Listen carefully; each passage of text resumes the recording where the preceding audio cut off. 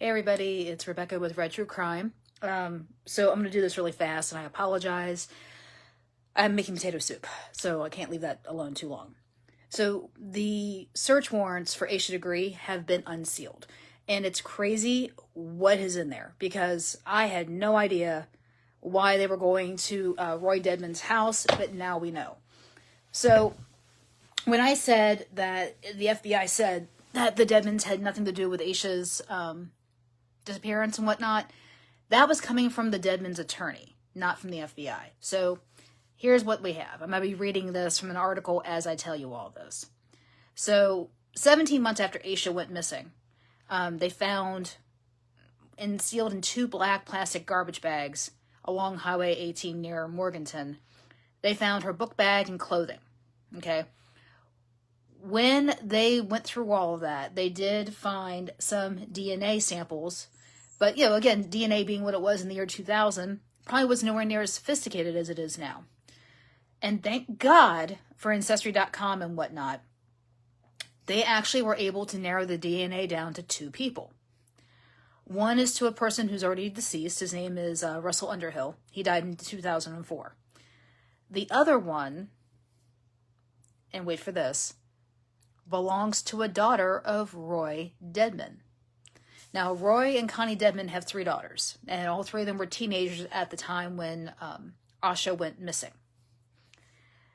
But one of them, they found a hair stem that was found on Asha's undershirt, and it belonged to one of his daughters.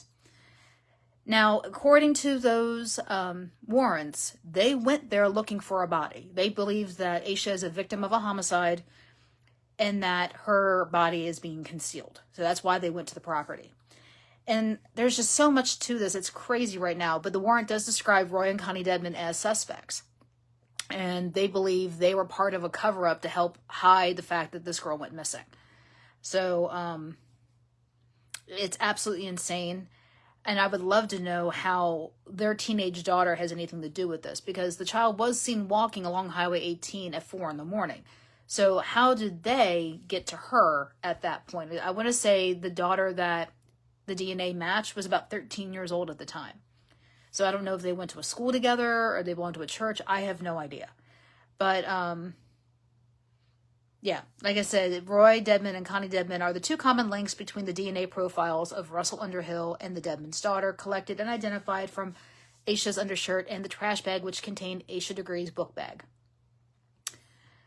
So the affidavit also hints at what investigators may have been looking for at Dedman's property on Cherryville Road in Shelby.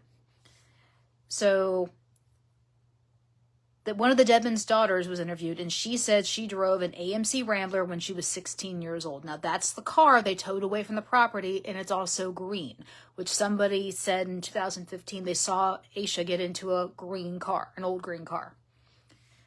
So, but that Rambler was parked at the Dedman's property, and that was towed away. Investigators took cameras, journals, computers, a rifle from the house, children's clothing, but no human remains were found. So they took a lot of things from this. And I was reading on another news page that the Dedmans were Underhill's, this Underhill guy, his contact, and he was living in an assisted living center in Vail, in a rest home. So it makes me wonder what that's all about. But then as I was reading further, it looks like they were in the business of rest homes. Like they owned a few. And this guy was one of their clients at one of those rest homes. But outside of that, I'm happy that this family is getting some closure on this. I just hope to God that they can get some clarification as to where she is, because an affidavit says that someone told investigators they saw Roy Dedman digging a chest-deep hole at the 601 Cherryville Road property several years ago. So, but it's possible that they just haven't dug anywhere yet, and they may, they're going to have to probably bring in some ground-penetrating sonar to see if there's anything down there. But, yeah, every day there's going to be some new update on this case. And like I said, I know the family wants closure, and I know they were hoping with finding her alive. But unfortunately, it looks like they are looking for a body at this point. And X marks the spot on Cherry Hill Road at the Dedmans property with one of their kids. Another article I read that the daughter who drove the Rambler would take patients around to appointments in that car. I mean, it could be something, not something as nefarious as this child's being used for any type of trafficking, but maybe on that stormy road that girl was out and she hit her. Anything is possible.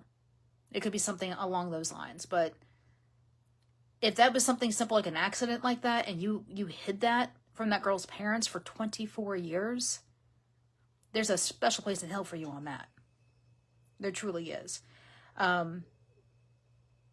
So Asha degree, it looks like they're getting closer to an answer as to what happened to her. And I pray for the family. I pray for everyone involved that they get closure very, very soon, because 24 years is way too long. So, but yeah, that is the update. So that is why they went there. They went there because of a DNA match.